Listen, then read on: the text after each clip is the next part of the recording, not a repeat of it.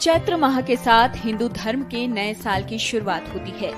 चैत्र माह की शुक्ल पक्ष की प्रतिपदा तिथि से नवरात्रि की शुरुआत होती है और इस बार 2 अप्रैल से मां दुर्गा को समर्पित नवरात्रि शुरू हो रही है, जो कि 10 अप्रैल तक चलेगी।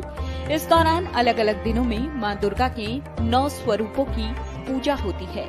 ज्योतिष की दृष्टि से चैत्र नवरात्र का विशेष महत्व है, क्योंकि इस नवरात्र के दौरान सूर्य का राशि परिवर्तन होता है।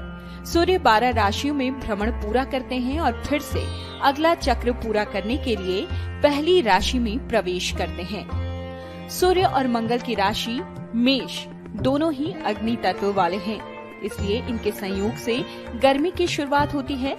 चैत्र नवरात्र से नववर्ष के पंचांग की गणना शुरू होती है। इसी दिन से वर्ष के राजा, मंत्री, सेनापति, वर्षा, कृषि के स्वामी ग्रहों का निर्धारण होता है और वर्ष में अन्न, धन, व्यापार और सुख शांति का आकलन किया जाता है।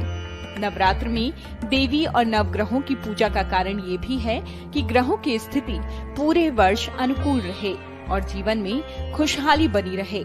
धार्मिक दृष्टि से नवरात्र का अपना अलग महत्व है, क्योंकि इस समय आदि शक्ति, जिन्होंने इस पूरी सृष्टि को अपनी माया से ढका हुआ है, जिनकी शक्ति से सृष्टि का संचलन हो रहा है और जो भोग और मोक्ष देने वाली देवी हैं, वो पृथ्वी पर होती हैं। इसलिए इनकी पूजा और आराधना से इच्छित फल की प्राप्ति अन्य दिनों की अपेक्षा जल्दी होती है। जहाँ तक बात है चैत्र नवरात्र की, तो धार्मिक दृष्टि से इसका खास महत्व है, क्योंकि चैत्र नवरात्र के पहले दिन आदि शक्ति प्रकट हुई थी और देवी के कहने पर ही ब्रह्मा जी ने सृष्टि निर्माण का काम शुरू किया था। इसलिए चैत्र शुक्ल प्रतिपदा से हिंदू नववर्ष भी शुरू होता है।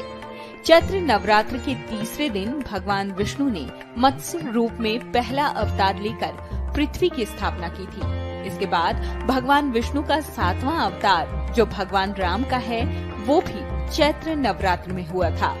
इसलिए धार्मिक दृष्टि से चैत्र नवरात्र का बहुत महत्व है।